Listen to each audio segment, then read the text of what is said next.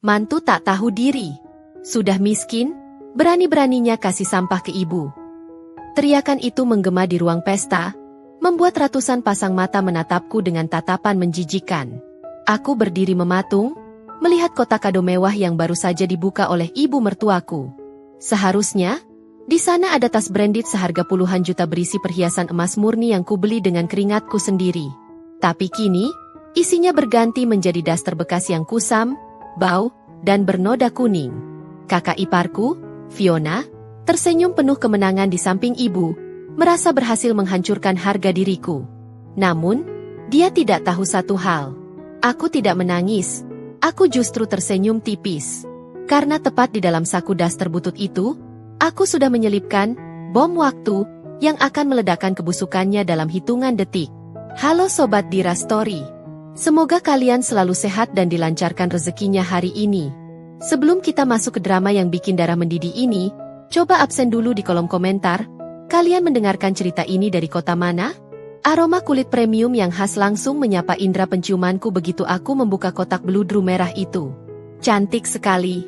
Sebuah tas tangan berwarna marun dengan aksen rantai emas yang berkilau di bawah lampu kamar. Tanganku gemetar pelan saat mengusap permukaannya yang halus. Bukan karena takut, tapi karena rasa haru. Akhirnya, setelah berbulan-bulan menyisihkan keuntungan dari usaha catering kecil-kecilan yang kurintis, aku bisa membeli benda ini. Di samping tas itu, tergeletak sebuah kotak perhiasan yang lebih kecil. Isinya satu set kalung dan gelang emas murni dengan ukiran bunga melati, bunga kesukaan ibu mertuaku, Bu Widya. Semoga ibu suka, gumamku pelan, membayangkan senyum di wajah tua Bu Widya yang selama ini sudah cukup sabar menghadapiku, meski seringkali dipengaruhi oleh omongan miring orang lain. Aku tahu, di mata keluarga besar suamiku, Damar, aku hanyalah si tukang masak. Menantu yang tidak punya gelar mentereng, yang tangannya selalu bau bawang dan kunyit. Berbeda jauh dengan kakak iparku, Mbak Fiona, yang selalu tampil glamor dengan status sosialita. Meski semua orang tahu gaya hidupnya dibiayai penuh oleh kartu kredit suaminya. Suara ketukan heels yang beradu dengan lantai keramik membuyarkan lamunanku. Pintu kamar yang setengah terbuka didorong kasar. Wih, gaya bener. Nar, beli apaan tuh? Suara cempreng itu. Tanpa menoleh pun aku tahu siapa pemiliknya. Fiona masuk tanpa permisi. Matanya yang tajam langsung menyapu meja riasku seperti scanner di kasir supermarket. Aroma parfumnya yang terlalu menyengat, campuran vanila murah dan alkohol, langsung memenuhi ruangan, menutupi aroma elegan dari tas kulit yang sedang kupegang. Aku buru-buru menutup kotak tas itu. Mbak Fiona, tumben main ke sini. Ini cuma kado buat ulang tahun ibu besok lusa. Fiona mendengus, bibirnya yang dipulas lipstik merah menyala mencibir. Dia berjalan mendekat, tangannya yang dipenuhi cincin emas berukuran besar langsung menyambar struk belanja yang belum sempat kusimpan ke dalam dompet. Cuma kado? Coba sini aku lihat, katanya sambil merebut kertas putih itu. Detik berikutnya, matanya membelalak lebar. Mulutnya sedikit terbuka, membentuk huruf O yang sempurna. 50 juta? Pekiknya tertahan. Dia menatapku dan struk itu bergantian dengan tatapan tidak percaya. Lo gila ya, Nar? Duit dari mana lo beli tas semahal ini? Jangan bilang lo ngabisin gaji Damar cuma buat cari muka sama ibu. Dadaku terasa sesak mendengar tuduhan itu. Selalu saja begini. Apapun yang kulakukan, di mata Mbak Fiona pasti salah. Itu uang tabunganku sendiri. Mbak, hasil catering bulan puasa kemarin lumayan. Jawabku setenang mungkin, berusaha tidak terpancing emosi. Aku mengambil kembali struk itu dari tangannya dengan gerakan halus namun tegas. Fiona tertawa sinis. Halah, catering nasi kotak doang bisa dapat segini? Paling juga lo markup uang belanja bulanan kan? Ngaku aja deh. Lagian ya, Kinar, ibu itu udah tua. Gak butuh tas branded kayak gini. Sayang banget kalau cuma ditaruh di lemari. Mending duitnya buat lo perawatan, biar gak kelihatan kucel. Matanya kembali melirik kotak merah di atas meja. Ada kilatan aneh di sana. Bukan sekadar rasa ingin tahu, tapi tatapan lapar. Tatapan yang sama seperti saat dia meminjam cincin pernikahanku 2 tahun lalu dan hilang, begitu saja tanpa rasa bersalah. Terima kasih sarannya, Mbak. Tapi aku ikhlas kok beliin ini buat ibu. Lagian ibu pernah bilang suka model tas ini waktu lihat di majalah. Kataku sambil tersenyum sopan, lalu beranjak berdiri. Aku mau buat minum dulu. Mbak Fiona mau teh atau sirup? Air putih aja. Dingin? Jawabnya ketus tanpa menatapku. Matanya masih terpaku pada kotak itu. Aku melangkah keluar kamar menuju dapur. Namun, entah kenapa, perasaanku tidak enak. Instingku berteriak ada bahaya. Langkahku terhenti di balik dinding pembatas ruang tengah. Bukannya ke dapur, aku berjinjit pelan, mengintip kembali ke arah kamar tidurku yang pintunya masih terbuka lebar. Darahku berdesir panas. Di sana, Fiona sedang membuka kembali kotak tas itu. Dia tidak hanya melihatnya. Dia mengeluarkan ponselnya, memotret tas itu dari berbagai sisi dengan cepat. Lalu dia memotret bon pembelian yang tadi kuletakkan di meja. Wajahnya terlihat serius. Jari jemarinya menari lincah di atas layar ponsel, mengetik sesuatu dengan senyum licik yang membuat bulu kuduku meremang. Kenapa dia harus memotret bonnya? Aku teringat kejadian cincin itu lagi. Saat itu Fiona bilang cincinku jatuh di wastafel mall. Padahal seminggu kemudian aku melihat cincin yang sangat mirip dipakai oleh temannya di sebuah foto Instagram. Bodohnya aku waktu itu tidak punya bukti. Tapi kali ini berbeda. Aku bukan Kinar yang dulu, yang bisa diam saja saat diinjak. Aku merogoh saku gamisku, memastikan ponselku dalam mode silent. Aku menekan fitur perekam suara dan membiarkannya menyala. Terdengar suara Fiona. Kali ini dia sedang menelepon seseorang dengan suara setengah berbisik. Jantungku berdegup kencang, menempelkan telinga ke dinding dingin itu. Halo. Iya, Jeng. Barangnya ada di depan mata gue nih. Sumpah, limited edition persis yang lo cari. Suara Fiona terdengar antusias namun licik. Ada jeda sejenak. Sepertinya dia mendengarkan lawan bicaranya. Lalu, kalimat berikutnya yang keluar dari mulutnya membuat kakiku lemas sekaligus membuat rahangku mengeras menahan amarah. Tenang aja. Nanti barangnya pasti jadi milik gue. Si udik itu gampang banget dikibulin. Gue bakal tuker isinya pas acara nanti. Dia nggak bakal sadar sampai ibu ngebuka kotaknya. Hahaha. Iya, biar sekalian dia malu di depan keluarga besar. Biar tahu rasa, sok-sokan mau jadi mantu kesayangan. Aku membekap mulutku sendiri agar tidak mengeluarkan suara. Jadi begitu rencananya? Dia ingin mencuri kado itu dan mempermalukanku di saat yang bersamaan? Jahat sekali. Aku menarik napas panjang, menenangkan gemuruh di dada. Kalau aku melabraknya sekarang, dia pasti akan menyangkal dan memutarbalikan fakta seperti biasa. Cuma bercanda, salah paham, atau alasan klise lainnya. Aku tidak boleh gegabah. Aku mematikan rekaman di ponselku. Bukti satu sudah di tangan. Aku kembali berjalan menuju dapur dengan langkah yang sengaja dihentak-hentakan agar terdengar, memberikan sinyal bahwa aku sedang datang. Mbak Fiona, air dinginnya habis. Aku ambil es batu dulu ya. Teriakku dari dapur, pura-pura tidak tahu apa-apa. Dari kejauhan, aku mendengar suara gerasak-gerusuk panik di kamar. Saat aku kembali membawa nampan berisi gelas, Fiona sudah duduk manis di tepi ranjang, memainkan kukunya yang baru dimanikur, seolah tidak terjadi apa-apa. Kotak tas itu sudah tertutup rapi kembali. Lama banget sih, keluhnya. Aku menyodorkan gelas sambil menatap matanya dalam-dalam. Maaf, Mbak. Tadi sekalian beres-beres sedikit. Oh ya, Mbak Fiona nanti datangkan ke acara ibu? Kado ini mau aku bawa sendiri, biar aman. Fiona menyeruput airnya, lalu menatapku dengan senyum yang dipaksakan. Datenglah. Nar, ngomong-ngomong, mobil lo kan kecil tuh, pasti penuh sama peralatan catering lo kan? Lo kan mau masak buat acara juga. Iya sih, kenapa Mbak? Biar praktis. Kadonya titip di mobil gue aja besok. Gue kan dateng lebih awal buat makeup ibu. Biar gue yang bawain sekalian, daripada ketumpahan kuah opor di mobil lo. Sayang kan tas mahal. Tawarnya dengan nada yang dibuat semanis mungkin. Jebakan pertama sudah dipasang. Dia ingin memisahkan aku dari kado itu. Otakku berputar cepat. Kalau aku menolak keras, dia akan curiga. Tapi kalau aku iakan, tas itu akan hilang. Tunggu, kalau dia ingin bermain api, mungkin aku harus memberinya sedikit bensin. Biar dia terbakar oleh ulahnya sendiri. Aku tersenyum lebar. Senyum yang kuharap terlihat sepolos mungkin. Wah, ide bagus tuh, Mbak. Makasih ya sudah mau repot-repot. Aku memang pusing mikirin bagasi mobil yang penuh. Mata Fiona berbinar seketika. SIP, tenang aja, di tangan gue pasti aman. Aman apanya? Batinku. Aman buat kamu curi. Fiona pamit pulang tak lama kemudian dengan wajah cerah ceria, seolah baru saja memenangkan lotre. Begitu suara mobilnya menjauh, aku langsung mengunci pintu rumah. Aku berlari kembali ke kamar, membuka kotak tas itu, memastikan isinya masih ada. Syukurlah, masih lengkap. Tapi aku tidak bisa tenang. Besok adalah hari eksekusi rencananya. Aku menatap tas mahal itu, lalu pandanganku beralih ke tumpukan baju bekas yang akan disumbangkan di sudut kamar. Mataku tertuju pada sebuah daster tua milik asisten rumah tanggaku yang sudah robek dan kusam, yang tertinggal di sana. Sebuah ide gila melintas di kepalaku.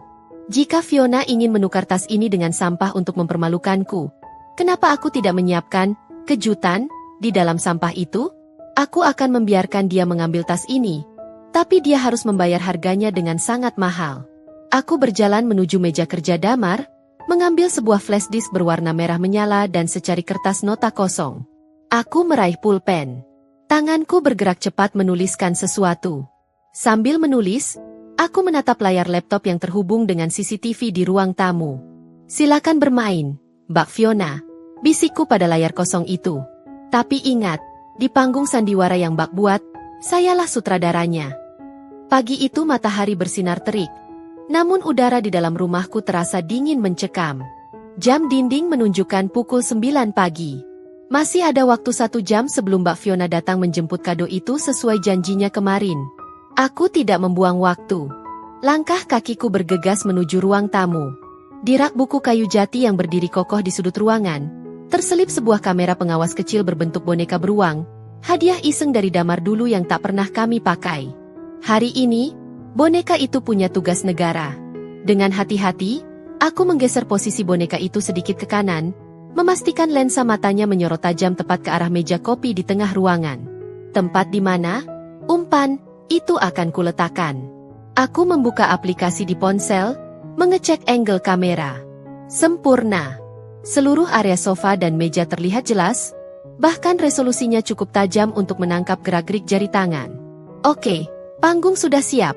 Gumamku sambil merapikan kembali buku-buku di sekitarnya agar terlihat natural.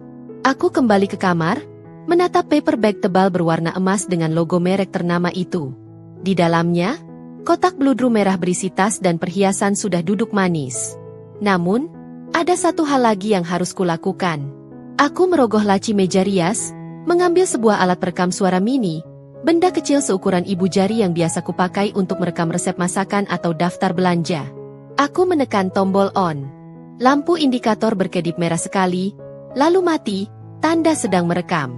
Dengan gerakan cepat, aku menyelipkan alat itu di sela-sela lipatan kertas tisu di dalam paper bag, tepat di bawah kotak utama. Tersembunyi, namun cukup dekat untuk menangkap suara napas sekalipun. Tin, tin. Suara klakson mobil yang panjang dan tidak sabaran terdengar dari depan pagar. Itu pasti dia.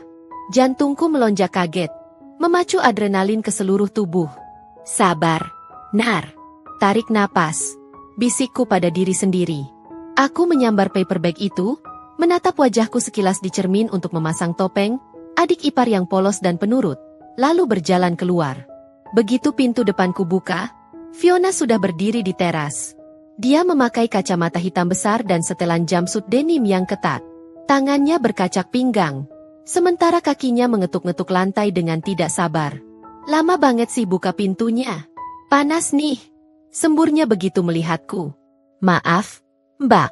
Tadi lagi di kamar mandi, jawabku sambil tersenyum kikuk. Masuk dulu yuk, Mbak. Aku buatin minum sebentar. Fiona melirik jam tangannya yang bertahtakan berlian, atau setidaknya terlihat seperti berlian. Nggak usah lama-lama. Gue buru-buru mau ke salon. Mana barangnya? Matanya langsung terkunci pada paper bag emas di tanganku. Kilatan rakus itu muncul lagi, persis seperti kemarin. Bahkan dari balik kacamata hitamnya, aku bisa merasakan tatapannya yang seolah ingin menelan tas itu bulat-bulat. Ini, Mbak, kataku sambil meletakkan tas itu perlahan di atas meja kopi ruang tamu, tepat di spot yang sudah kutandai dalam hati. Hati-hati ya bawanya. Kotaknya agak berat karena ada perhiasannya juga. Fiona melepas kacamata hitamnya, menyeringai lebar. Dia melangkah mendekat, jarinya menyentuh tali paper bag itu dengan posesif. Tenang aja. Di mobil gue aman. Nggak bakal lecet sedikit pun. Aku mengangguk patuh. Inilah saatnya. Aku harus memberinya celah. Aku harus memberinya waktu sendiri untuk melakukan aksinya, agar rekaman CCTV-ku punya bukti yang tak terbantahkan. Mbak, aku lupa dompetku ketinggalan di dapur. Sekalian aku ambilin air dingin ya buat Mbak, kasihan kepanasan, ujarku dengan nada polos. Fiona mengibaskan tangannya tanpa menoleh padaku. Matanya sibuk meneliti isi paper bag. Ya udah sana cepetan. Jangan lama-lama. Aku membalikkan badan, berjalan menuju dapur. Namun, aku tidak benar-benar pergi. Begitu tubuhku tersembunyi di balik tembok pembatas ruang tengah dan dapur, aku berhenti. Aku menahan napas, menempelkan punggung ke dinding, dan mengeluarkan ponselku. Jari-jariku gemetar saat membuka aplikasi CCTV. Layar ponselku menyala, menampilkan siaran langsung dari ruang tamu. Darahku mendidih melihat apa yang terjadi di layar. Fiona tidak menunggu sedetik pun. Begitu dia yakin aku sudah pergi, dia langsung bergerak secepat kilat. Wajah judesnya berubah menjadi seringai licik yang mengerikan. Dia merogoh tas tangan besarnya sendiri yang dia bawa, sebuah tote bag berukuran jumbo. Dari dalam tasnya, dia mengeluarkan sebuah bungkusan plastik hitam. Di layar ponsel, aku melihat Fiona dengan kasar membuka kotak kado yang sudah kupita dengan rapi. Dia mengeluarkan tas mewah berwarna marun itu. Dia menatap tas itu sebentar, mencium aroma kulitnya dengan mata terpejam seolah sedang menikmati kemenangan. Lalu dengan cepat memasukkannya ke dalam tote bag miliknya sendiri. Gerakannya begitu terlatih, seolah dia sudah sering melakukan ini. Lalu, tibalah bagian yang paling menyakitkan. Fiona membuka bungkusan plastik hitam yang dia bawa. Dia menarik keluar gumpalan kain berwarna kusam, daster butut itu. Tanpa ragu, dia menyumpalkan kain bau itu ke dalam kotak kado beludru milikku. Dia menekan-nekannya agar muat, lalu menutup kotak itu kembali. Dia merapikan pita hiasannya seolah tidak terjadi apa-apa. Dasar perempuan ular, desisku pelan, meremas ponselku kuat-kuat hingga buku jariku memutih. Rasanya ingin sekali aku lari ke sana, meneriakinya maling, dan menampar wajahnya yang penuh kepalsuan itu. Tapi aku menahan diri.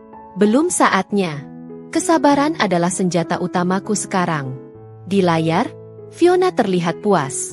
Dia menepuk-nepuk kotak kado yang kini berisi sampah itu, lalu duduk bersandar di sofa, mengeluarkan ponselnya dan mulai bermain media sosial dengan santai. Aku menarik napas panjang, menghitung sampai 10 untuk meredakan gemuruh di dada. Tenang, Kinar. Kamu sudah punya buktinya. Dia baru saja menggali kuburannya sendiri. Aku mengambil segelas air mineral dari kulkas, mengatur ekspresi wajah agar kembali datar, lalu berjalan kembali ke ruang tamu. Ini airnya, Mbak, kataku sambil meletakkan gelas di meja. Fiona tersentak sedikit, tapi dengan cepat menguasai diri. Dia tersenyum manis, terlalu manis. Makasih ya, Nar. Duh, maaf gue nggak bisa minum dulu, udah telat banget nih jadwal facial gue. Dia langsung berdiri, menyambar paper bag di meja. Gue langsung jalan ya. Nanti ketemu di gedung jam 11. Jangan telat lo. Awas kalau bikin malu keluarga. Iya, Mbak. Hati-hati di jalan. Jawabku, menekankan kata hati-hati dengan nada yang mengandung makna ganda. Fiona melenggang keluar dengan dagu terangkat tinggi, membawa kotak sampah itu dengan bangga seolah sedang membawa piala. Dia tidak sadar, dia sedang membawa bom waktu yang akan menghancurkan reputasinya sendiri. Dia juga tidak sadar, di dalam kotak itu, di sela-sela lipatan daster busuk yang dia masukkan, ada alat perekam suaraku yang masih menyala, siap merekam setiap hinaan yang akan dia lontarkan nanti. Aku mengantar Fiona sampai ke mobil. Begitu Pajero putih miliknya menghilang di tikungan jalan, bahuku lemas seketika. Lututku gemetar menahan emosi yang sejak tadi ku pendam. Aku kembali masuk rumah, mengunci pintu, dan langsung berlari ke arah laptop di meja makan. Aku membuka file rekaman CCTV tadi. Aku harus menyalinnya ke flash disk sekarang juga. Namun, saat video itu berputar ulang di layar laptop yang lebih besar, mataku menangkap sesuatu yang terlewatkan di layar ponsel tadi. Di video itu, setelah Fiona memasukkan daster dan menutup kotak, dia sempat menelepon seseorang sambil tertawa. Karena CCTV-ku tidak merekam suara, aku tidak bisa mendengarnya. Tapi gerak bibirnya terlihat jelas. Beres, Mama. Si Kinar bakal nangis darah hari ini. Mama? Apakah dia bicara dengan ibu mertua? Tidak mungkin. Ibu sangat menyayangiku, meski kadang mudah terhasut. Atau dia punya sekutu lain? Aku mematung di depan laptop. Progres bar penyalinan data ke flash disk bergerak lambat. 98%. 99%. Ting. Data tersimpan. Aku mencabut flash disk merah itu dan menggenggamnya erat. Dinginnya logam menusuk telapak tanganku yang berkeringat. Perang sudah dimulai.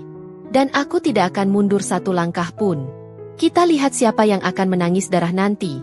Mbak, bisikku pada kesunyian rumah. Suara gema dari microphone dan denting sendok garpu yang beradu dengan piring keramik menyambutku begitu pintu kaca gedung serbaguna itu terbuka. Udara dingin dari AC sentral langsung menampar kulit wajahku, kontras dengan keringat dingin yang mulai membasahi tengkuk di balik jilbabku. Aku menggandeng lengan Damar erat-erat. Terasa otot lengan suamiku menegang, mungkin dia juga merasakan ketegangan yang kupancarkan, meski dia tidak tahu apa penyebabnya. Kamu pucat, Dek. Sakit? Bisik Damar lembut, menatapku khawatir. Tangannya yang hangat mengusap punggung tanganku. Aku menggeleng pelan, memaksakan seulas senyum. Nggak apa-apa, Mas. Cuma agak deg-degan aja ketemu keluarga besar. Padahal, bukan itu alasannya. Tangan kananku yang bebas meraba saku tersembunyi di balik gamis bahanku. Ujung jemariku menyentuh permukaan dingin flash disk itu. Benda kecil ini adalah nyawaku hari ini. Senjata rahasiaku. Selama benda ini ada di saku, aku aman. Kami melangkah masuk lebih dalam. Dekorasi pesta ulang tahun ke-58 ibu mertuaku terlihat mewah. Kain-kain gold dan marun menjuntai dari langit-langit.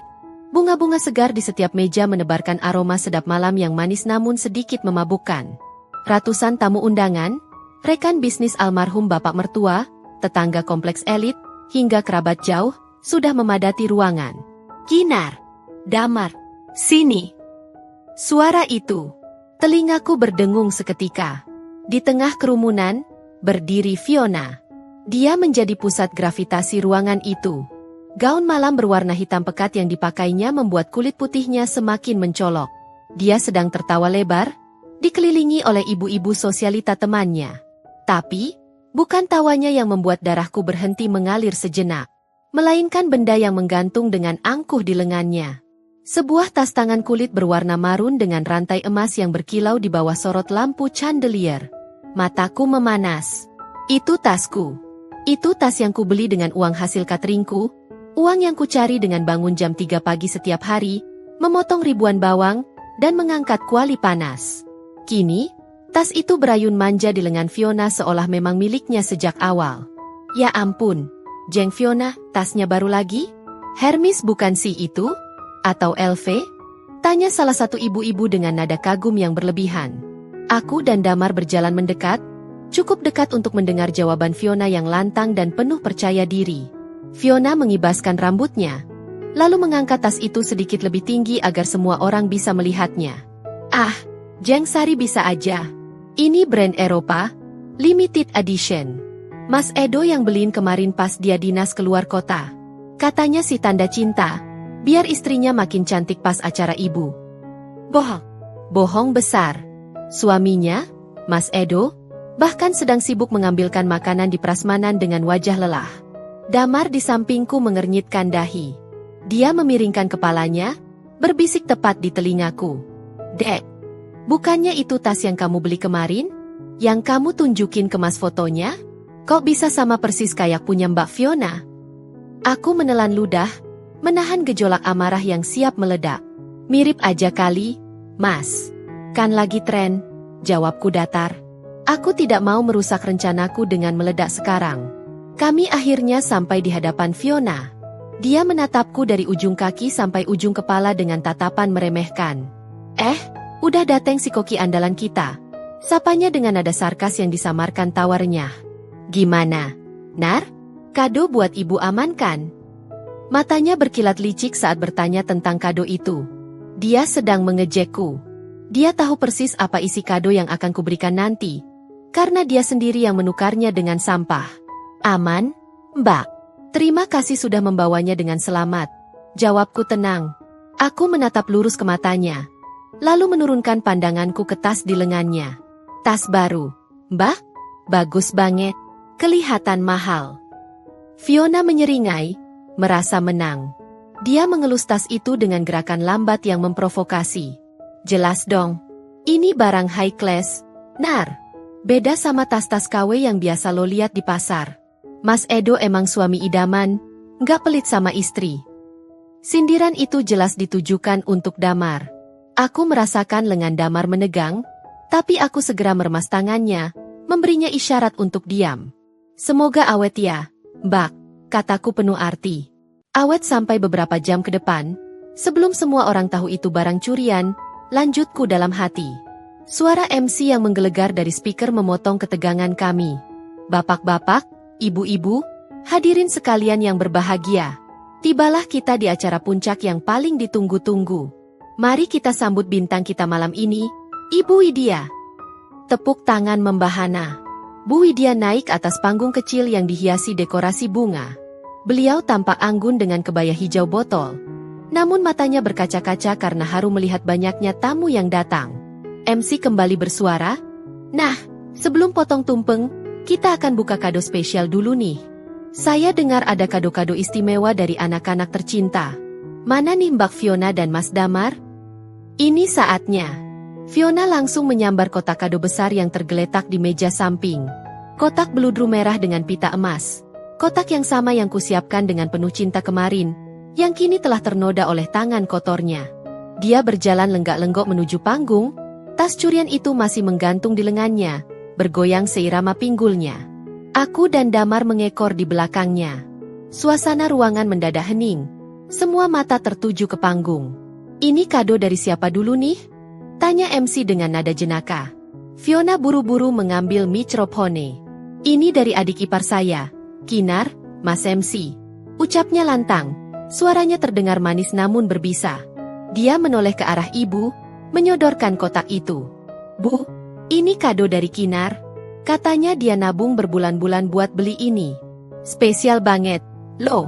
Kinar maksa biar ini dibuka duluan di depan semua orang. Fitnah itu meluncur mulus.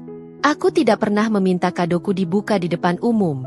Fiona sengaja melakukan ini.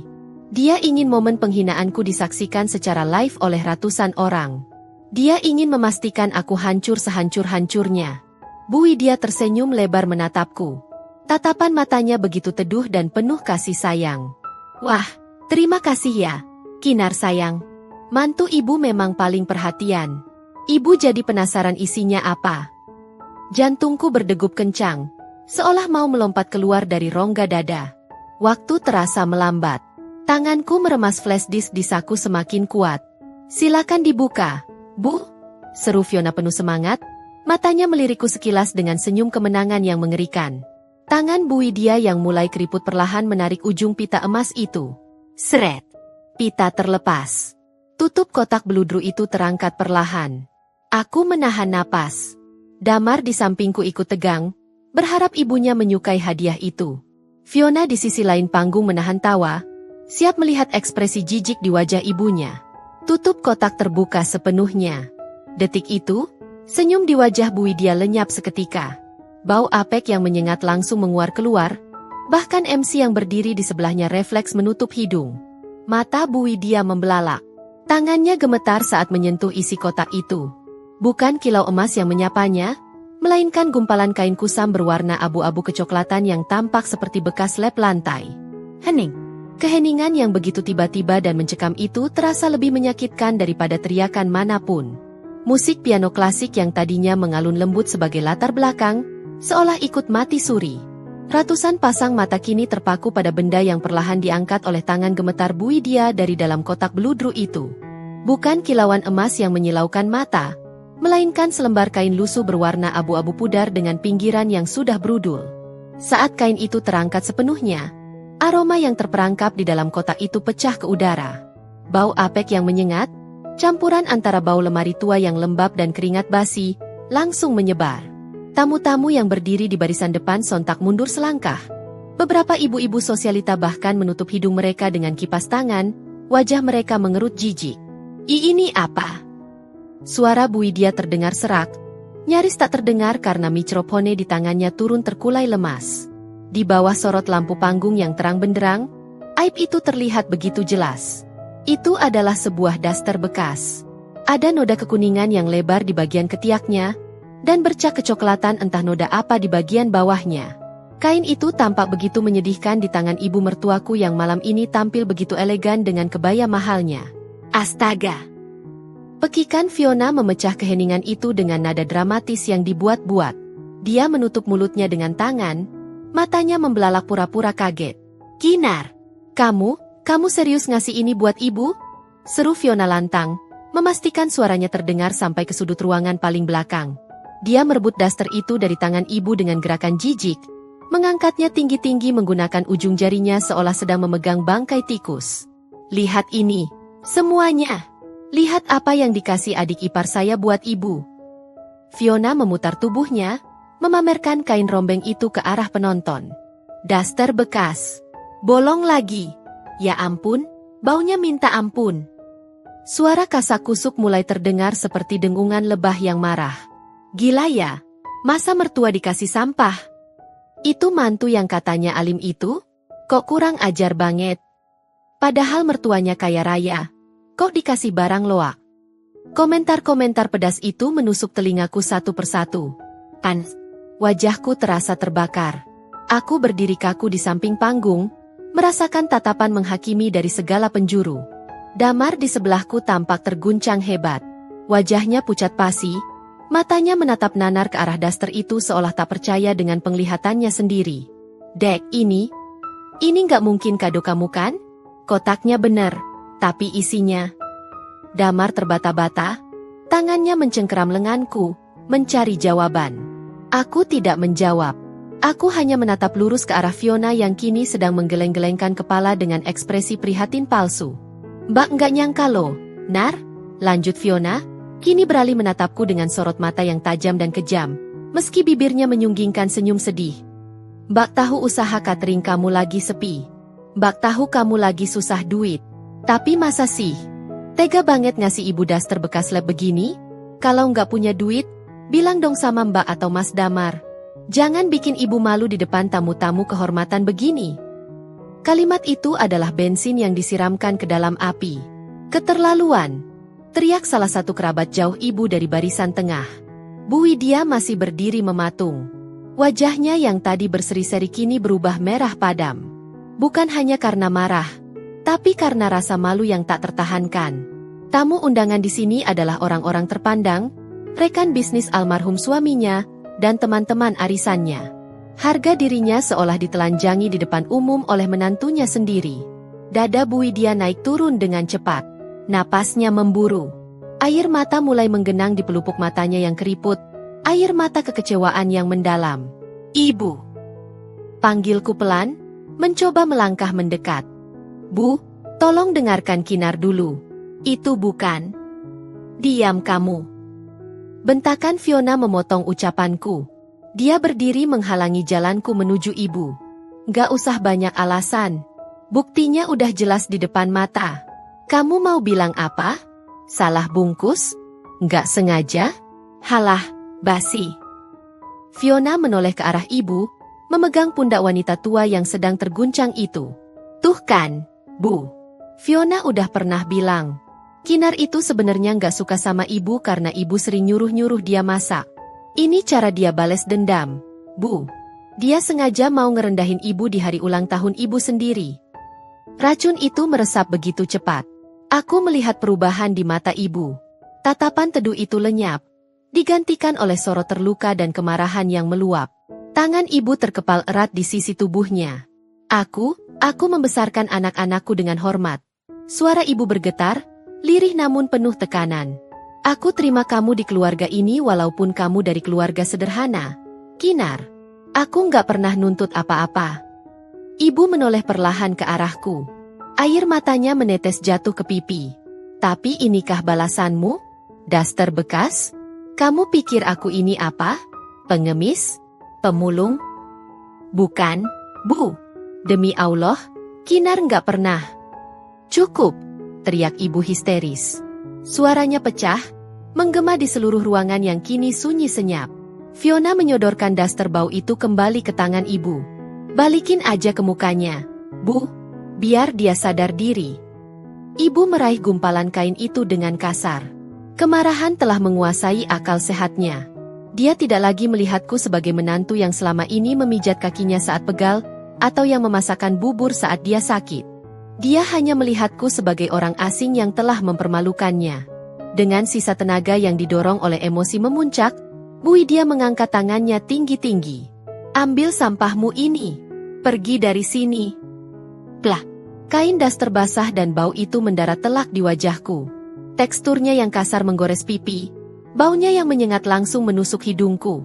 Kain itu meluncur jatuh dari wajahku ke lantai panggung dengan bunyi buk yang menyedihkan. Rasa perih tidak seberapa dibandingkan rasa sesak di dada melihat ibu melakukan itu. Bukan pada ibu aku marah. Tapi pada wanita ular di sebelahnya yang kini tersenyum puas melihatku diperlakukan seperti sampah di hadapan ratusan orang. Mertua macam apa aku di matamu, Kinar? Teriak ibu lagi. Suaranya parau, tangannya menunjuk-nunjuk wajahku dengan gemetar hebat. Sampai kau tega hina aku begini di depan teman-temanku. Mantu tak tahu diri. Daster lusuh itu tergeletak diam di dekat kakiku, seperti bangkai hewan yang baru saja dibuang. Aku menunduk menatapnya. Noda kuning di kain itu terlihat kontras dengan lantai panggung yang mengkilap. Pipiku terasa panas dan perih, bukan karena goresan kain kasar itu, tapi karena harga diriku yang baru saja dicabik-cabik di hadapan ratusan orang. Suara bisik-bisik di ruangan itu kini berubah menjadi dengungan lebah yang marah. Semakin keras, semakin tajam. Nggak nyangka ya. Wajahnya polos tapi hatinya busuk. Kasihan Bu Widya, punya mantu kok parasit begitu. Kalau aku jadi dia, aku sudah lari pulang saking malunya. Aku tidak lari. Kakiku seolah terpaku di lantai panggung. Aku menegakkan punggungku pelan-pelan, menatap lurus ke arah Bu Widya yang kini sedang dipeluk erat oleh Fiona. Bahu ibu berguncang hebat, isak tangisnya terdengar menyayat hati. Sebuah simfoni kesedihan yang dimainkan dengan sempurna oleh dirigen iblis di sebelahnya. Fiona belum selesai. Oh, dia baru saja pemanasan. Melihat ibu yang rapuh, Fiona semakin merasa di atas angin. Dia menatapku dengan sorot mata yang penuh kebencian yang dibuat-buat, lalu kembali mengangkat mikrofonenya. Suaranya menggema, tajam dan menusuk. Kalian semua dengar, kan? Seru Fiona lantang, menunjuk wajahku dengan jari telunjuknya yang lentik. Ini peringatan buat kita semua. Jangan pernah tertipu sama tampang alim. Kinar ini dari dulu memang benalu di keluarga kami. Damar bergerak maju, wajahnya merah pada menahan amarah dan malu. Dia mencoba meraih tangan kakaknya. Mbak Fiona, cukup. Jangan memperkeruh suasana. Kita bicarakan ini di rumah. Fiona menepis tangan Damar dengan kasar.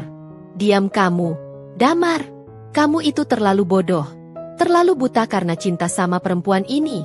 Kamu nggak sadar selama ini uang gajimu dimakan dia buat gaya-gayaan? Apa maksud Mbak?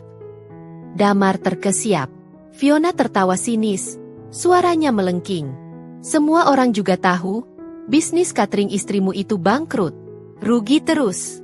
Terus dari mana dia bisa hidup kalau bukan nyuri uang belanja dari kamu? Dan sekarang, saking pelitnya dia, saking gak maunya dia keluar modal, dia kasih sampah ini buat ibu. Dia pikir ibu kita ini tempat pembuangan sampah.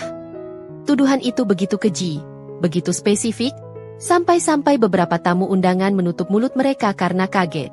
Aku mengepal tangan di sisi tubuhku. Kukuku menancap ke telapak tangan. Rasa sakitnya membantuku tetap sadar. Pantas saja. Fiona melanjutkan, kini dia berjalan mendekati tepi panggung, seolah mengajak para tamu berdialog. Pantas saja dia iri sama aku. Lihat tas ini. Fiona mengangkat tas marun di lengannya tinggi-tinggi. Tas milikku. Tas yang kubeli dengan tetes keringatku. Dia iri karena aku bisa kasih yang terbaik buat ibu. Sementara dia cuma bisa kasih sampah. Dia iri karena suamiku sukses. Sementara dia cuma bisa nyusahin kamu. Damar. Makanya dia kasih daster bekas ini. Biar ibu sakit hati. Biar acara ini hancur. Fitnah. Damar berteriak. Suaranya serak. Kinar nggak pernah seperti itu. Mbak, jaga mulut mbak. Fitnah kamu bilang? Fiona melotot. Matanya nyaris keluar. Dia berbalik menatap ibu, memegang kedua bahu wanita tua itu. Bu, ibu percayakan sama Fiona? Fiona udah bilang dari dulu, Kinar itu sering ngeluh di belakang ibu. Dia bilang ibu cerewet, ibu bawel, ibu nyusahin. Mungkin daster ini simbol kalau dia anggap ibu cuma pembantu tua yang gak berharga. Tubuh Bu Widya menegang. Racun yang diteteskan Fiona sudah merasuk terlalu dalam. Ibu mengangkat wajahnya yang basah oleh air mata, menatapku dengan tatapan asing. Tatapan yang lebih menyakitkan daripada tamparan fisik. Apa benar itu, Kinar? Suara ibu lirih, nyaris tak terdengar, namun syarat akan kekecewaan. Apa benar kamu menganggapku seperti itu? Cerewet? Bawel? Pembantu? Aku menggeleng kuat. Air mata mulai mendesak keluar dari sudut mataku, tapi aku menahannya sekuat tenaga. Aku tidak boleh menangis. Air mata adalah tanda kelemahan di mata Fiona, dan aku tidak akan memberinya kepuasan itu. Enggak, Bu. Demi Allah. Suaraku bergetar, tapi Fiona langsung memotongnya lagi. Alah, sumpah palsu. Fiona berteriak, mematikan pembelaanku. Udahlah, Bu. Usir aja dia. Dia nggak pantas ada di sini. Dia cuma bawa sial. Satpam. Mana Satpam? Suasana semakin kacau. Beberapa kerabat mulai berteriak. Usir! Usir! Sorakan itu menyebar seperti virus. Aku merasa kerdil.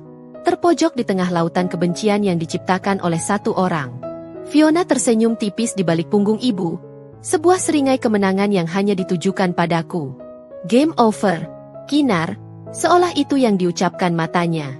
Damar berdiri di depanku, merentangkan tangannya, berusaha melindungiku dari amuk masa verbal ini. Punggung suamiku bergetar. Dia sendirian melawan arus. Tapi aku tidak bisa bersembunyi di balik punggung Damar selamanya. Aku menarik napas panjang, mengisi paru-paruku dengan oksigen dingin gedung itu. Dingin yang membekukan rasa takutku, mengubahnya menjadi tekad yang membaja. Aku menunduk, mengambil daster bekas yang tergeletak di lantai itu. Baunya memang busuk, tapi di dalamnya ada kebenaran yang harum. Aku melangkah maju, melewati Damar. Langkahku mantap, tidak ada lagi keraguan. Aku mengangkat tanganku tinggi-tinggi, telapak tanganku terbuka menghadap para tamu, meminta atensi. Cukup!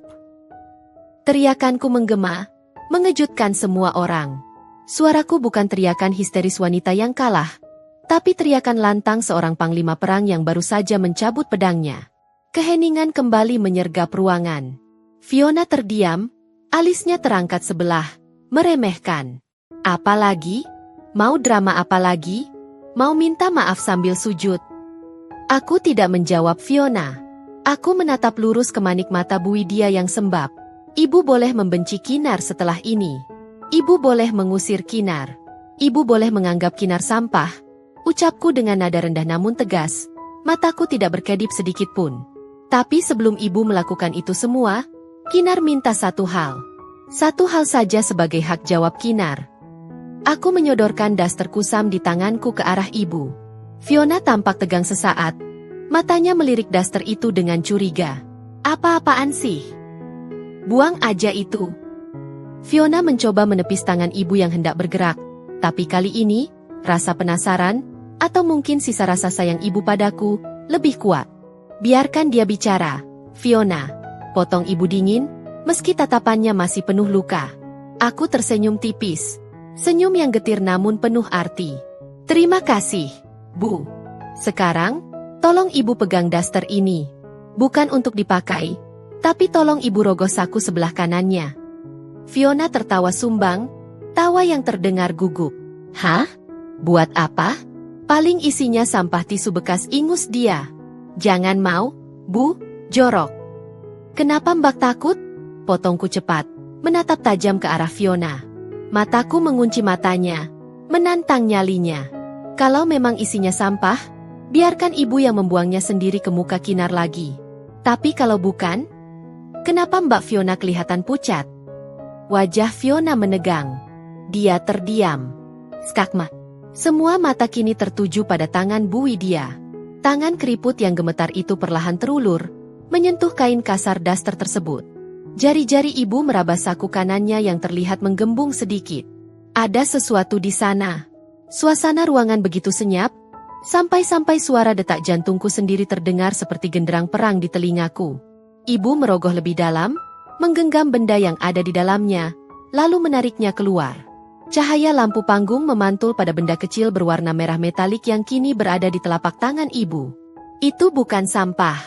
Itu bukan tisu bekas. Itu sebuah flash disk merah dan secari kertas nota yang terlipat rapi. Benda kecil berwarna merah metalik itu seolah menyala di telapak tangan ibu yang keriput, kontras dengan daster lusuh yang masih menggantung di tangan kirinya. Hening yang tadi mencekam kini berubah menjadi rasa penasaran yang pekat. Ratusan mata memicing, mencoba menerka benda apa yang baru saja dimuntahkan oleh saku daster butut itu. Apa ini? Gumam Bu Widya. Alisnya yang mulai memutih bertaut bingung. Dia memutar flash disk itu, lalu matanya beralih pada kertas nota putih yang terlipat rapi di sebelahnya. Wajah Fiona yang tadinya merah padam karena amarah, kini mendadak pudar warnanya.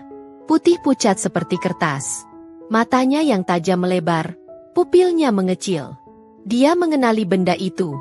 Bukan, dia bukan mengenali flash disknya, tapi dia mengenali situasi ini. Insting bertahan hidupnya sebagai seorang manipulator ulung menyala seketika. Jangan, Bu! Teriakan Fiona melengking, memecah kesunyian. Tubuhnya bergerak refleks, menerjang maju hendak menyambar benda itu dari tangan ibu. Gerakannya kasar dan panik, sama sekali tidak mencerminkan keanggunan wanita sosialita yang sedari tadi dia pamerkan. Sini, Bu! Itu pasti guna-guna. Itu jimat, seru Fiona histeris. Tangannya menggapai-gapai udara, kukunya yang panjang nyaris mencakar pergelangan tangan ibu. Kinar pasti taruh mantra di situ biar ibu sakit. Buang, Bu! Buang sekarang! Namun, sebelum jemari Fiona sempat menyentuh kulit ibu, sebuah tangan kekar mencengkeram pergelangan tangannya. Kuak! Menahan gerakannya di udara. Dam! Suamiku berdiri kokoh di antara ibu dan Fiona, menjadi tembok pemisah yang tak bisa ditembus. Rahangnya mengeras, urat-urat lehernya menonjol menahan emosi. Tatapan matanya pada kakaknya sendiri bukan lagi hormat, tapi kecewa yang mendalam. Lepasin gue, Damar. Lo mau ibu kenapa-napa hah? Bentak Fiona, meronta-ronta seperti orang kesurupan. Lo udah dicuci otaknya sama istri lo ya? Itu benda bahaya. Cukup, Mbak. Suara Damar rendah, tapi getarannya terasa sampai ke tulang dada. Dia menghempaskan tangan Fiona ke samping, cukup keras hingga Fiona terhuyung mundur, nyaris menabrak stand microphone. Kalau itu cuma sampah atau jimat nggak jelas, kenapa Mbak Fiona sepanik ini? Kenapa Mbak takut banget ibu lihat isinya? Pertanyaan Damar menohok tepat di ulu hati. Logika sederhana yang langsung membungkam teriakan histeris Fiona. Napas Fiona memburu, dadanya naik turun tak beraturan. Dia melihat ke sekeliling. Para tamu undangan kini mulai berbisik-bisik lagi, tapi nadanya berbeda. Bukan lagi mencemoohku, melainkan menatap Fiona dengan kening berkerut. Tingkah lakunya yang agresif dan ketakutan justru memancing kecurigaan. Aku cuma mau ngelindungin ibu. Fiona tergagap, keringat dingin mulai mengalir di pelipisnya, melunturkan bedak tebalnya. Dia tertawa sumbang, terdengar gila. Kalian tahu kan orang kampung kayak Kinar ini suka main dukun? Siapa tahu itu virus buat ngerusak laptop MC? Atau foto-foto jorok? Aku melangkah maju satu langkah lagi. Suara heelsku terdengar tegas di lantai panggung kayu. Aku berdiri tepat di samping Damar, menatap Fiona dengan ketenangan yang mematikan. Zaman sekarang dukun sudah canggih ya, Mbak? Pakai USB? Tanyaku dengan nada datar, namun penuh sarkasme yang tajam. Atau jangan-jangan Mbak Fiona takut karena tahu persis apa isi benda itu? Fiona melotot padaku, bibirnya bergetar menahan murka. Diam lo, maling. Aku mengabaikannya. Aku menoleh perlahan ke arah Bu Widya. Ibu mertuaku masih berdiri mematung, menatap drama di depannya dengan tatapan kosong. Dia bingung. Dia terluka. Dia tidak tahu siapa yang harus dipercaya. Putri kandungnya yang histeris, atau menantunya yang tenang namun membawa bukti misterius. Bu, panggilku lembut, menurunkan nada suaraku agar tidak terkesan memaksa. Kinar tidak minta ibu percaya omongan Kinar. Kinar tahu, di mata ibu sekarang Kinar cuma menantu yang ngasih daster bekas. Tapi tolong, Bu berikan kesempatan pada benda itu untuk bicara. Aku menunjuk kertas putih yang masih terlipat di tangan ibu. Sebelum kita lihat isi flash disknya, tolong ibu baca kertas itu. Itu bukan mantra. Itu surat yang Kinar tulis pagi ini, khusus buat ibu. Tangan Bu Widya gemetar lagi. Dia menatap kertas itu, lalu menatapku. Ada keraguan di sana, tapi rasa ingin tahunya jauh lebih besar. Perlahan, jari-jarinya mulai membuka lipatan kertas nota itu. Jangan dibaca, Bu. Fiona berteriak lagi. Kali ini suaranya terdengar putus asa. Dia mencoba maju lagi, tapi Damar merentangkan tangannya lebar-lebar, memblokir akses Fiona sepenuhnya. Baca, Bu, pinta Damar tegas. Suara kertas yang diremas pelan terdengar diperkuat oleh mikrofone yang masih menyala di dekat dada ibu. Kresek-kresek. Bunyi yang remeh, tapi mampu membuat satu gedung menahan napas.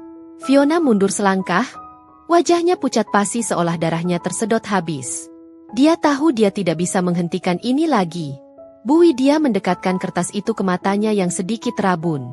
Dia menyipitkan mata, membaca tulisan tangan tegak bersambung yang tertera di sana. Mulutnya bergerak pelan mengeja kata demi kata. Detik demi detik berlalu lambat seperti tetesan air keran. Tiba-tiba, mata Bu Widya membelalak lebar. Mulutnya terbuka sedikit, napasnya tercekat. Dia mengangkat wajahnya, menatapku dengan tatapan tak percaya, campuran antara syok dan kebingungan yang luar biasa. Lalu, tatapannya beralih cepat ke arah Fiona yang kini berdiri kaku di sudut panggung. Tangan ibu gemetar hebat, sampai-sampai kertas itu nyaris jatuh. Apa maksudnya ini, Kinar? Suara ibu bergetar, parau menahan tangis yang tertahan di tenggorokan. Aku tersenyum getir. Air mata yang sejak tadi kutahan akhirnya menetes satu di pipiku. Baca yang keras, Bu, pintaku lirih. Bacakan tanggal dan jam berapa surat itu ditulis. Biar semua orang di sini tahu, kalau Kinar bukan peramal, tapi Kinar tahu betul siapa pencuri sebenarnya di rumah ini. Bu Widya menelan ludah susah payah. Dia mendekatkan kertas itu ke mikrofone. Suaranya bergetar, menggema ke seluruh penjuru ruangan yang sunyi senyap, membacakan kalimat pertama yang akan mengubah segalanya malam ini. Untuk ibu mertuaku tersayang, jika ibu membaca surat ini di dalam daster bekas, berarti kado tas limited edition dan perhiasan emas yang Kinar siapkan, sudah dicuri seseorang tepat pukul 10.30 pagi tadi. Suara Bu Widya tercekat di akhir kalimat. Napasnya tertahan, seolah oksigen di ruangan besar itu mendadak lenyap. Dia berhenti membaca, matanya membelalak menatap kertas di tangannya seolah kertas itu baru saja berubah menjadi bara api yang membakar kulit. Hening. Keheningan kali ini berbeda. Bukan hening karena jijik, bukan hening karena kaget. Ini adalah keheningan yang mencekam, keheningan sebelum badai besar menghantam. Ratusan tamu undangan terpaku di tempat duduk mereka, otak mereka berusaha mencerna kalimat yang baru saja dibacakan. Dicuri? Pukul 10.30 pagi, Bu Widya menelan ludah, tenggorokannya bergerak naik turun dengan susah payah. Tangannya yang gemetar kembali mengangkat kertas itu mendekati bibir, melanjutkan kalimat berikutnya yang tertulis di sana dengan suara yang semakin lirih, namun terdengar jelas karena mikrofone yang sensitif. Ibu, Kinar menulis surat ini pukul 9 pagi, 1 jam sebelum Mbak Fiona datang menjemput kado itu. Kinar tahu Mbak Fiona akan menukarnya. Kinar tahu dia akan menggantinya dengan daster bekas ini untuk memfitnah Kinar di depan semua orang. Jadi, tolong jangan marah dulu.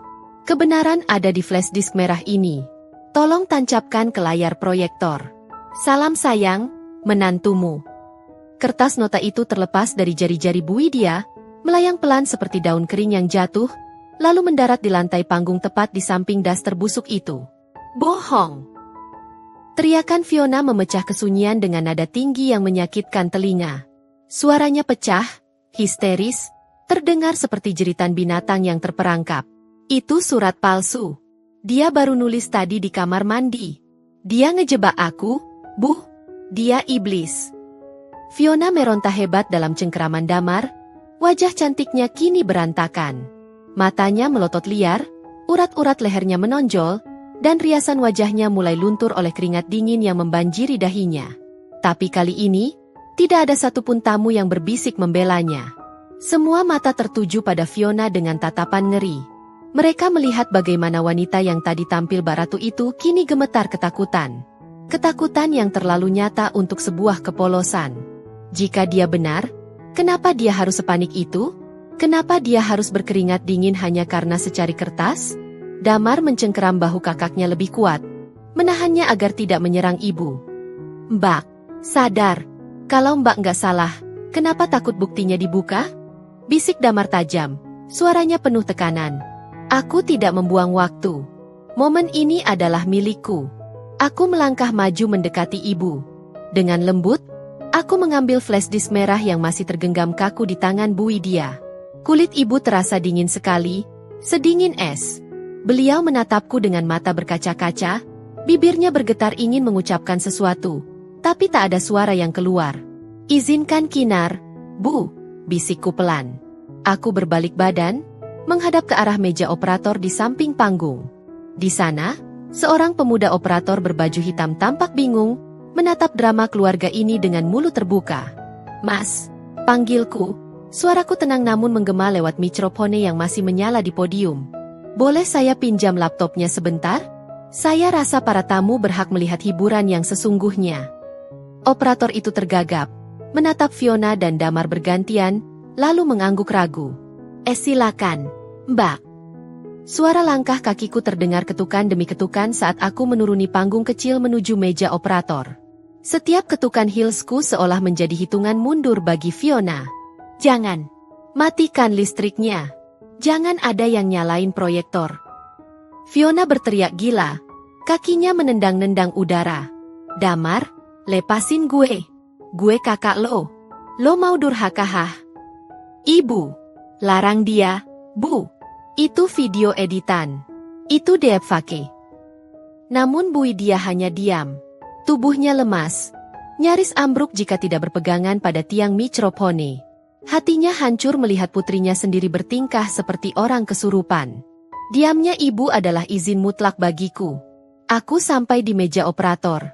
Tanganku bergerak cepat, menancapkan flash disk merah itu ke port USB laptop. Ting-ting. Suara notifikasi koneksi perangkat terdengar keras dari sound system gedung, membuat Fiona tersentak kaget seolah tersengat listrik.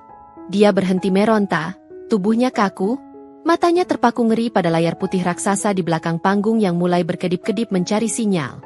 Aku membuka folder bernama bukti_CCTV. Hanya ada satu file video di sana. Tanganku melayang di atas touchpad, kursor mouse bergerak perlahan menuju tombol play. Aku menoleh ke belakang, menatap Fiona yang kini wajahnya sepucat mayat. Tidak ada lagi senyum angkuh. Tidak ada lagi tatapan meremehkan. Yang ada hanya teror murni. Kita lihat sama-sama ya, Mbak, ucapku dingin. Suaraku memantul di dinding-dinding gedung. Kemana perginya tas emas ibu? Dan dari mana datangnya daster busuk itu? Jari telunjukku menekan tombol enter. Layar raksasa di panggung berubah menjadi hitam sesaat. Lalu muncul sebuah angka digital di pojok kanan atas. Date, today. Time, pukul 10.28 AM. Gambar di layar mulai bergerak, menampilkan ruang tamu rumahku dengan resolusi yang sangat jernih. Di sana, di tengah layar, terlihat Fiona dengan pakaian jumpsuit denim yang sama persis dengan yang dipakainya di foto Instagram tadi pagi. Dia sedang berdiri sendirian di depan meja, menatap paper bag emas itu dengan seringai yang membuat bulu kuduk semua orang meremang. Dan drama yang sesungguhnya baru saja dimulai. Cahaya putih dari layar proyektor raksasa itu memandikan seluruh ruangan yang temaram. Wajah Fiona yang terpampang di sana berukuran 10 kali lipat dari aslinya, mendominasi pandangan setiap orang. Di layar itu, resolusi videonya begitu tajam, menampilkan setiap pori-pori kejahatan yang selama ini tersembunyi rapi di balik makeup tebalnya. Terdengar suara dengungan halus dari speaker gedung, lalu disusul suara gerasak-gerusuk yang sangat jelas. Aman, si udik itu lagi di dapur. Dasar bego, disuruh ambil air aja nurut. Suara itu meledak di seluruh penjuru aula. Itu suara Fiona. Jelas, jernih, dan tanpa distorsi. Suara yang sama yang baru saja berteriak-teriak histeris.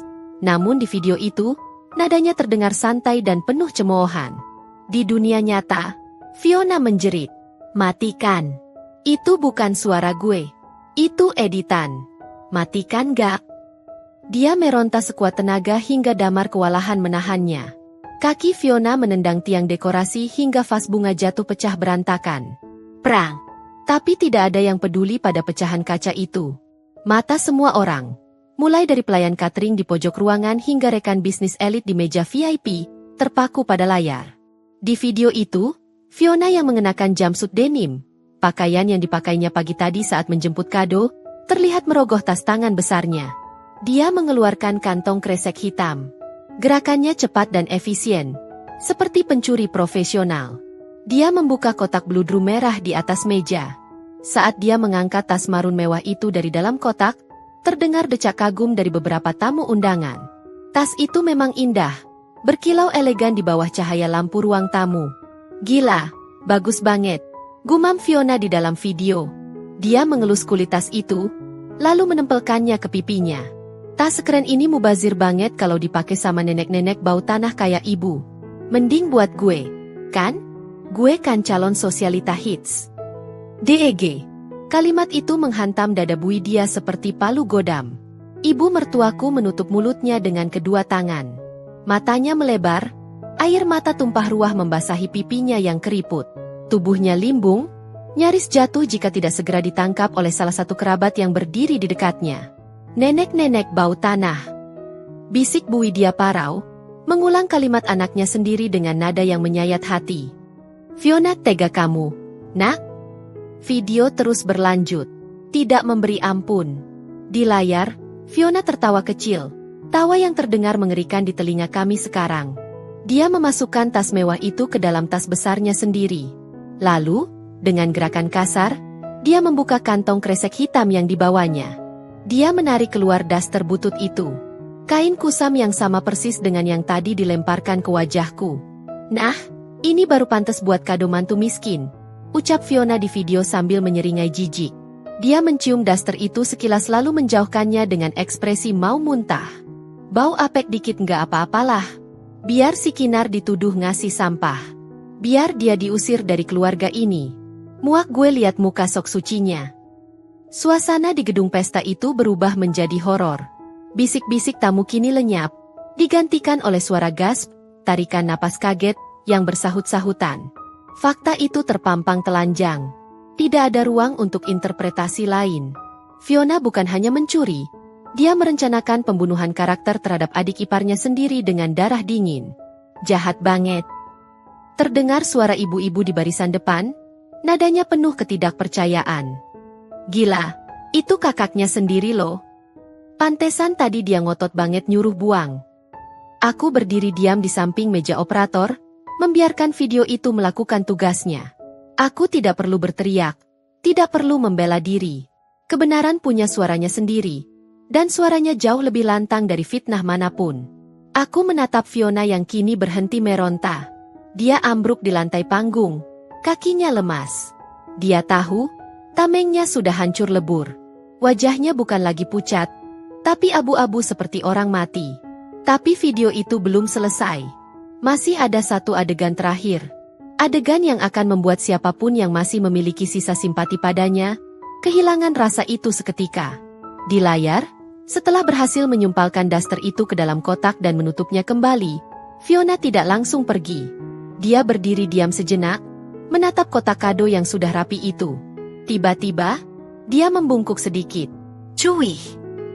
Suara ludah yang kental terdengar jelas lewat speaker. Fiona di dalam video meludah tepat ke arah celah tutup kotak kado itu sebelum benar-benar merapikan pitanya. "Makan tuh ludah gue, Bu. Hadiah spesial dari anak kesayangan," gumamnya sambil tertawa kecil. lalu melenggang pergi meninggalkan ruang tamu sambil menenteng tas curiannya. Video berakhir. Layar menjadi hitam kembali. Keheningan di dalam gedung itu begitu total. Sampai-sampai suara pendingin ruangan terdengar seperti deru mesin pesawat. Tidak ada yang berani bergerak. Tidak ada yang berani bernapas. Ludah itu adalah penghinaan tertinggi yang tak termaafkan bagi budaya manapun. Seorang anak meludahi kado untuk ibunya sendiri. Bu Widya terdiam kaku. Air matanya berhenti mengalir, tapi tatapan matanya berubah. Dari kesedihan, menjadi sesuatu yang jauh lebih menakutkan. Kekecewaan yang dingin dan mematikan. Perlahan, semua kepala menoleh ke arah panggung. Ke arah Fiona yang kini bersimpuh di lantai, gemetar hebat seperti daun kering ditiup angin badai. Dia tidak berani mengangkat wajahnya. Damar melepaskan pegangannya pada bahu Fiona. Dia mundur 2 langkah, menatap kakaknya dengan tatapan jijik, seolah Fiona adalah penyakit menular. "Mbak." Suara Damar pecah, penuh luka. "Kamu bukan kakakku. Setan apa yang merasukimu, Mbak?" Fiona mengangkat wajahnya yang berantakan. Maskaranya luntur, membentuk garis hitam di pipinya, membuatnya terlihat seperti badut yang menyedihkan. Dia membuka mulutnya, mencoba mencari sisa-sisa alasan, sisa-sisa kebohongan yang bisa menyelamatkannya. Itu cuma prank, Bu." "Sumpah," seru Fiona dengan suara serak, putus asa. Dia merangkak mendekati kaki ibu. "Fiona cuma iseng. Niatnya mau dibalikin kok tasnya. Itu cuma buat konten YouTube." "Iya, buat konten. Biar lucu-lucuan." "Konten?" Suaraku memotong alasan bodohnya. Aku berjalan kembali naik ke panggung. Langkahku pelan namun setiap ketukannya terdengar seperti vonis hakim. "Kalau itu cuma konten, kenapa tas itu masih Mbak pakai sampai sekarang?" Tanyaku sambil menunjuk tas marun yang tergeletak di lantai, jatuh saat Fiona meronta tadi. Aku memungut tas itu. Terasa berat dan mewah. "Dan kalau ini tas pemberian suami Mbak, seperti yang Mbak bilang tadi?" Aku membuka resleting tas itu. Jantungku berdegup kencang. Ini adalah cek matenya. Kenapa di bagian dalamnya ada bordiran emas bertuliskan nama Widya? Aku membalik bagian dalam tas itu ke arah kamera yang menyorot ke layar besar, memperlihatkan tulisan custom yang kupesan khusus. Tulisan, "Ibu Widya," berkilau jelas di sana. Mata Fiona melotot melihat tulisan itu. Dia tidak tahu. Dia tidak sempat memeriksanya sedetail itu. Dia hanya melihat luarnya. Napas semua orang tertahan. Bukti itu mutlak, tak terbantahkan. Bu Widya menatap tulisan namanya di tas yang dipegang Kinar, lalu menatap Fiona yang bersimpuh di kakinya. Tangan kanan Bu Widya terangkat perlahan. Telapak tangannya terbuka. Getarannya berhenti. Dia mengayunkan tangannya sekuat tenaga ke arah pipi Fiona. Apakah tamparan itu akan mendarat? Tangan Bu Widya berhenti di udara. Hanya berjarak beberapa sentimeter dari pipi Fiona yang sudah basah oleh lunturan maskara. Telapak tangan keriput itu gemetar hebat, bukan karena takut, tapi karena menahan beban emosi yang teramat berat. Seluruh ruangan menahan napas, menanti bunyi tamparan yang tak kunjung terdengar. Perlahan, sangat perlahan, Bu Widya menurunkan tangannya. Dia mengepal jarinya erat-erat hingga buku-bukunya memutih di sisi tubuhnya. "Aku tidak sudi." Suara Bu Widya terdengar lirih, serak, namun mematikan. "Aku tidak sudi mengotori tanganku dengan menyentuh wajah anak durhaka sepertimu." Kalimat itu jauh lebih menyakitkan daripada tamparan fisik. Fiona tersentak, bahunya menegang. Namun, bukannya merasa bersalah, dia justru melihat ini sebagai celah. Insting manipulatifnya kembali bekerja. Dia buru-buru memeluk kaki ibu, mendongak dengan wajah memelas yang dibuat-buat. "Bu, maafin Fiona. Bu." Fiona hilaf. "Fiona cuma bercanda." Rengeknya dengan suara yang dibuat serak. "Fiona nggak bermaksud jahat. Ini semua gara-gara Kinar. Kinar yang bikin Fiona kelihatan jahat. Kinar yang edit videonya biar Fiona diusir." "Cukup, Fiona." Teriakan bariton yang menggelegar itu bukan datang dari Damar, apalagi dari ibu. Seorang pria bertubuh tambun dengan kemeja batik yang sudah basah oleh keringat berlari naik ke atas panggung. Napasnya tersengal-sengal, wajahnya merah pada menahan malu yang sudah diubun-ubun. "Itu Mas Edo," Suami Fiona. Dia menyentak tangan Fiona agar melepaskan kaki ibu. Bangun kamu. Jangan bikin malu aku lebih jauh lagi. Bentak Mas Edo kasar. Fiona terlonjak kaget. Dia belum pernah melihat suaminya semarah ini. Selama ini Mas Edo adalah suami takut istri yang selalu menuruti kemauannya. Papi jangan marah dulu. Papi belain mami dong. Bilang sama mereka kalau tas ini papi yang beliin. Bilang, Fiona mengguncang lengan suaminya. Matanya mendelik memberi kode agar Mas Edo berbohong demi menyelamatkan mukanya. Bilang kalau ini kado dari papi. Mas Edo menepis tangan istrinya dengan kasar. Dia menatap Fiona dengan tatapan jijik. Beliin apa? Kartu kreditku sudah over limit gara-gara kamu gesek buat arisan berlian bulan lalu. Kamu pikir aku punya uang buat beli tas 50 juta? Skakmat pertama. Penonton mulai riuh kembali. Kebohongan Fiona tentang suami idaman yang royal runtuh seketika. Aku melangkah maju mendekati mereka bertiga. Tanganku merogoh saku gamis, mengeluarkan selembar kertas yang sejak tadi kusimpan sebagai kartu as terakhir. Mas Edo, panggilku tenang. Mas Edo menoleh. Wajahnya penuh rasa bersalah saat melihatku. Kinar, Mas minta maaf. Gak perlu minta maaf, Mas. Mas Edo orang baik, cuma salah pilih makmum. Kataku tajam, membuat Fiona melotot marah. Aku menyodorkan kertas di tanganku. Ini bon pembelian asli tas itu. Ada tanggal, jam, dan nomor seri tasnya. Mas Edo bisa cek sendiri. Cocokkan dengan nomor seri yang ada di dalam tas yang dipegang Mbak Fiona. Mas Edo menyambar kertas itu dengan tangan gemetar. Dia menarik tas marun dari tangan Fiona yang mencoba mempertahankannya. Jangan, itu punya gue, jerit Fiona. Tapi tenaga Mas Edo jauh lebih kuat. Dia membuka tas itu kasar, menyalakan senter ponselnya, dan menyorot label kulit kecil di bagian dalam tas. Matanya menyipit, membandingkan angka yang tertera di sana dengan angka di kertas bon. Sama persis. Mas Edo mendongak, menatap istrinya dengan tatapan yang sulit diartikan, campuran antara murka dan putus asa. Nomor serinya sama, ucap Mas Edo pelan ke arah mikrofone yang tak sengaja tersenggol sikunya. Suaranya menggema ke seluruh aula. Dan struk ini, pembayarannya pakai debit card atas nama Kinar Larasati. Sorakan penonton pecah. Tidak ada lagi yang bisa disangkal. Fiona resmi tertangkap basah sebagai pencuri, pembohong, dan penipu di hadapan seluruh kolega suaminya sendiri. Turun wai, maling. Dasar kakak ipar nggak tahu diri. Penjarain aja tuh. Cemoohan itu datang bertubi-tubi seperti hujan batu. Fiona menutup telinganya, menggeleng-gelengkan kepala histeris.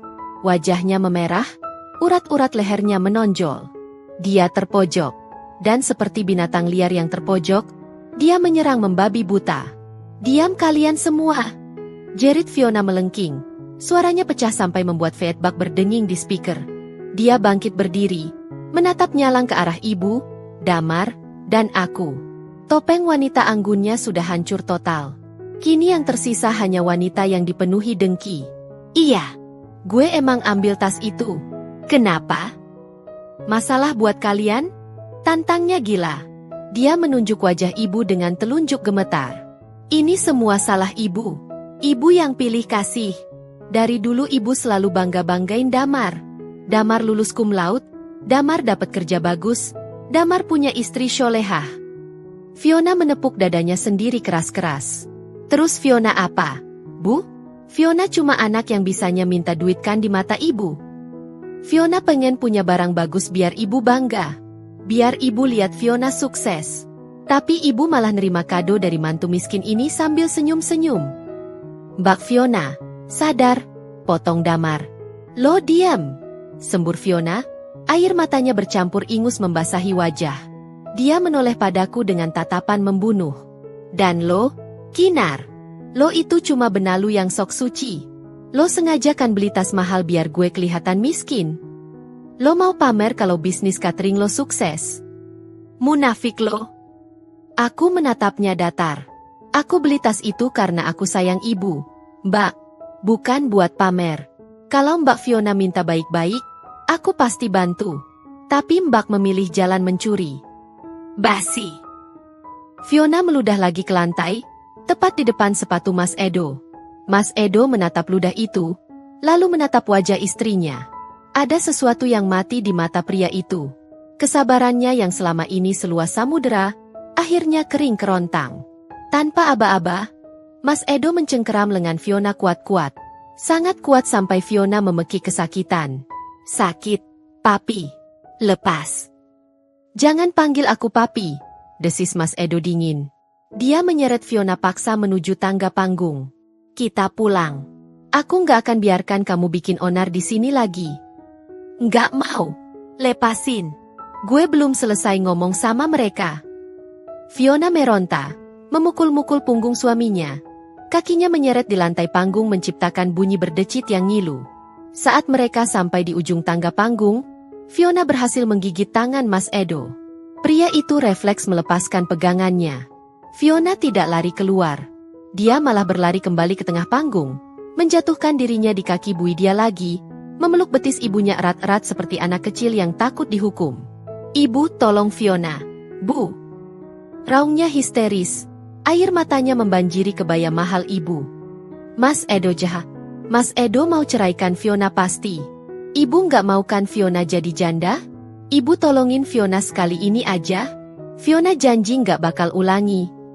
Semua hening. Menunggu keputusan sang matriark keluarga. Apakah air mata buaya ini akan meluluhkan hati seorang ibu? Bu Widya menunduk, menatap kepala putrinya yang bersimpuh di kakinya. Wajah tua itu lelah. Gurat-gurat kecewa tercetak jelas di setiap kerutan wajahnya. Namun matanya kering. Tidak ada lagi air mata di sana. Perlahan, Bu Widya mundur selangkah, melepaskan pelukan Fiona dari kakinya. Fiona terguling ke lantai, menatap ibunya dengan tatapan tak percaya. Bu Widya mengambil microphone. Tangannya tidak lagi gemetar. Dia menatap lurus ke mata Fiona yang terbelalak ketakutan. Simpan air matamu, Fiona, ucap ibu dengan suara yang sangat tenang, namun menghujam jantung siapapun yang mendengarnya.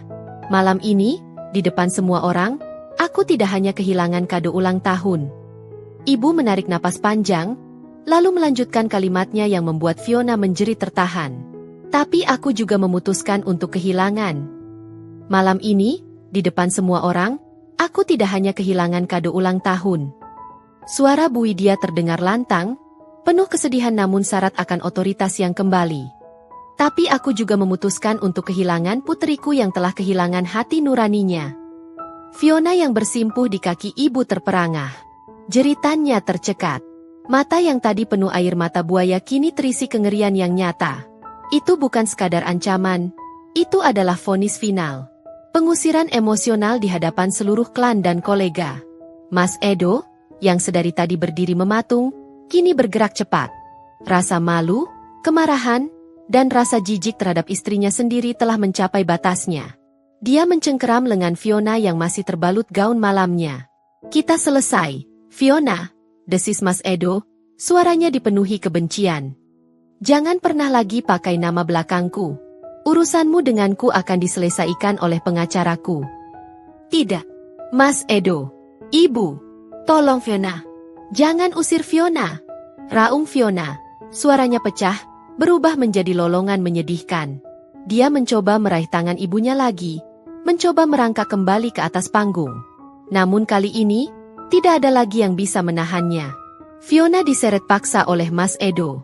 Suaminya menyeretnya menuruni panggung yang tadinya adalah tempat kemenangannya, menuju pintu keluar yang penuh dengan tatapan sinis dan mencemooh. Rengekan dan tangisan Fiona perlahan meredup, lenyap, tertelan oleh gemuruh bisikan jijik dari para tamu yang lega melihat drama itu berakhir. Aula pesta itu kembali sunyi. Hanya menyisakan Bu Widya, Damar, dan aku di atas panggung.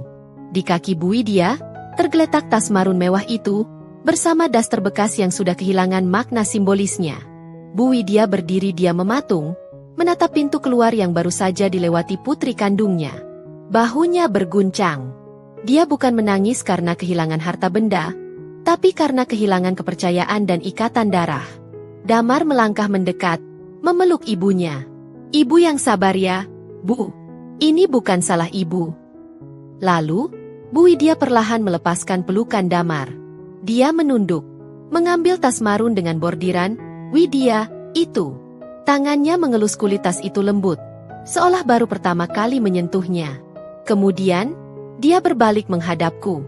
Aku masih berdiri di sana, di samping meja operator, dengan tatapan yang tenang. Bu Widya berjalan menghampiriku.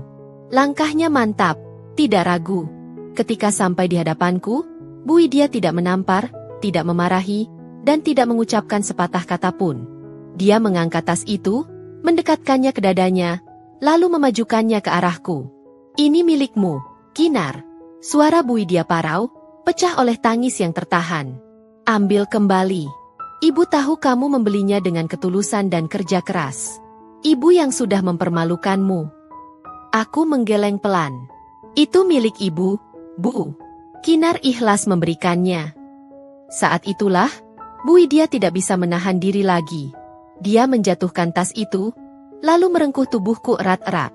Pelukan yang hangat, pelukan yang syarat akan rasa bersalah, dan pelukan yang penuh dengan pengakuan tulus. Aku merasakan bahu ibu bergetar di pelukanku. Napasnya tersengal menahan isak tangis yang tertahan sejak tadi. Maafkan ibu, Nak. Maafkan ibu yang buta dan mudah terhasut. Bisik Bu Widya, suaranya pecah di dekat telingaku. Ibu minta maaf sudah menuduhmu. Ibu yang paling tahu bagaimana perjuanganmu di dapur. Ibu yang paling tahu bagaimana tulusnya kamu. Air mataku yang sedari tadi kutahan akhirnya tumpah. Bukan air mata sedih, tapi air mata lega. Kemenangan ini bukan tentang tas emas, tapi tentang memulihkan harga diri dan mendapatkan pengakuan tulus dari hati seorang ibu mertua yang tulus. Aku membalas pelukan ibu erat-erat. Kinar sudah memaafkan ibu. Jauh sebelum Kinar menyusun jebakan ini, bisikku. Damar melihat pemandangan itu, air matanya menetes. Namun bibirnya tersenyum lega. Konflik keluarga yang menghancurkan itu akhirnya terobati dengan sebuah pelukan tulus, disaksikan ratusan mata yang kini ikut terharu. Aku menunduk, menatap sejenak ke arah daster butut yang ditinggalkan Fiona di panggung. Kain usang itu kini hanya menjadi sisa-sisa dari kebohongan yang telah hancur. Pesta malam itu berakhir dengan keheningan yang damai. Aku tahu, harga diri Fiona telah hancur berkeping-keping. Dan aku tahu, kemenangan ini kudapatkan bukan karena aku lebih kaya, tapi karena aku memilih untuk bermain dengan kecerdasan dan kesabaran di atas drama emosional. Kejahatan yang dibalas dengan strategi yang matang, selalu berakhir dengan kebenaran yang telanjang. Jangan pernah meremehkan ketenangan seseorang. Sebab, terkadang, orang yang paling diam adalah dia yang sedang merangkai rencana paling hebat. Terima kasih Sobat Dira Story sudah mengikuti kisah panjang ini sampai tuntas. Semoga cerita ini bukan hanya menghibur, tapi juga memberi pelajaran berharga tentang integritas dan kecerdasan dalam menghadapi fitnah. Jangan lupa, kesabaran dan strategi adalah kunci kemenangan sejati. Sampai jumpa di kisah inspiratif berikutnya. Jangan lupa like video ini, komen pendapat kalian tentang akhir nasib Fiona, dan yang paling penting, subscribe ke channel Dira Story agar tidak ketinggalan cerita bestseller lainnya.